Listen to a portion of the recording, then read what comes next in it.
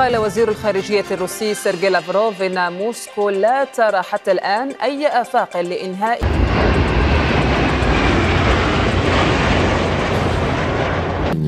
حتى الآن لا توجد آفاق لوقف إراقة الدماء. إسرائيل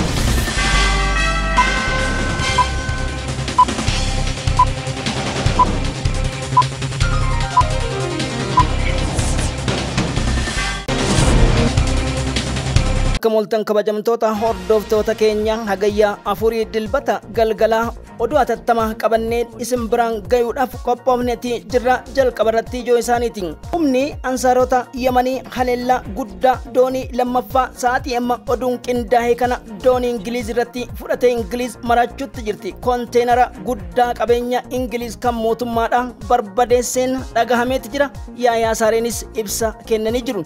Haajaa alaa Sergeen Laavrov Iraan of kabachiisuu qabdi. Iraaniif xiyyaaronni akkasumas humni roogaas kan air defense jedhamus ga'uu fi hanga birmadummaa humna waraanaatti kennuuf qophoofne jirra jechuu kanas gabaasa viidiyoon deeggaramne qabna. Akkasumas humnoonni Wagner karaa Libaanoosiin cabsanii seenuun Ameerikaan na yaaddessee jette. Gama biraatiin Lloyd Austin kaleedhaan gadda Iraaniin bara dhagaatti jijjiirra jedhe Iraanitti dippiloomaasii erganne jechuun as bahee jira.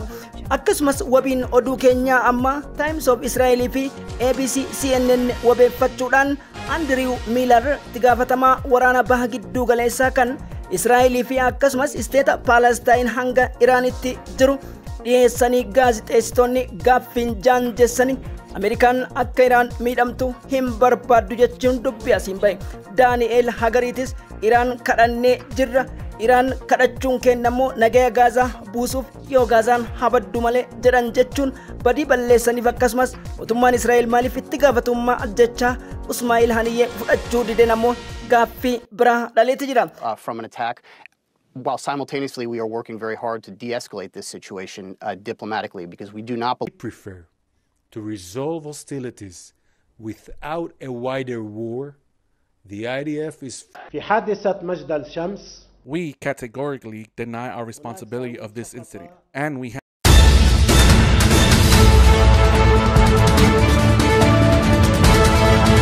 fi Israa'el wabeeffachuudhaan Raashiyaa, Chaayinaa fi Kooriyaan galoo galaana diimaatiif akkasumas Parshiyaanota irratti wal coqolaasuuf daqiiqaawwan muraasni hafuudha miidiyaaleen gabaasutti jiran. Press TV'n gabaasa amma dhiyeesseen sa'aatii 2 booda Iraan haleellaa akka fudhattuu fi dippiloomaasiin Ameerikaan ergatte kamiyyuu akka milkaa'in himameeti jira. Deemitri Peeskoof fi akkasumas Sergeen Laavroov amma baasaniin arritii taas wabeeffachuun akka jedhutti xiyyaaronni akkasumas humni ittisaa fi waan barbaachisu hundaan Iraan cinaa dhaabbannee jirra.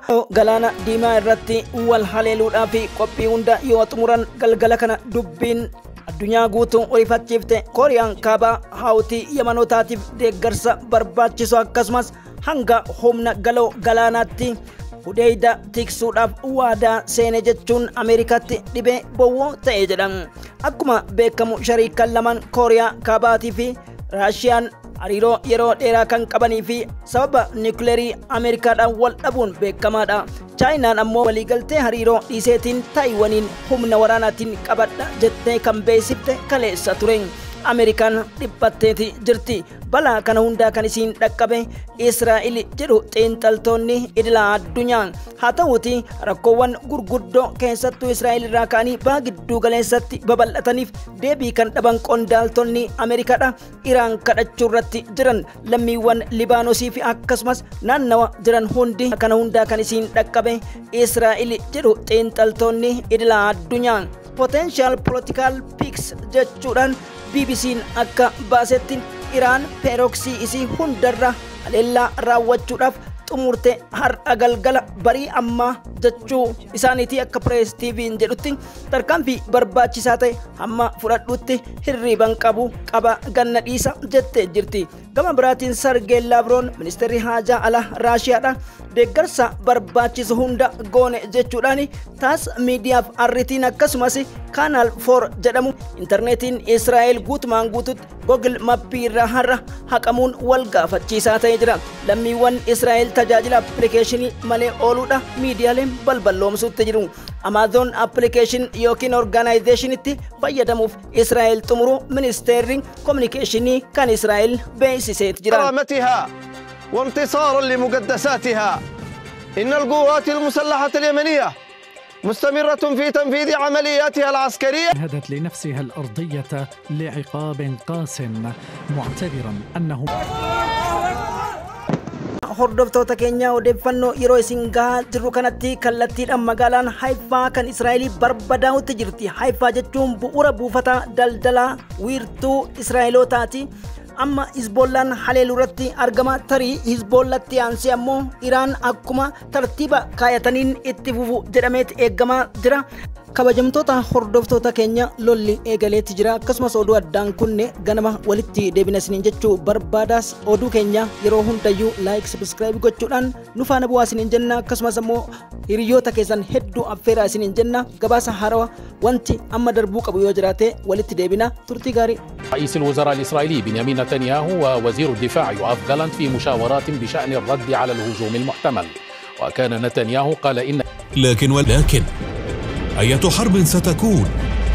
باحة محور إيران وتوجيه ضربات متوالية كل ضربة منها أقسى من التي تسبقها.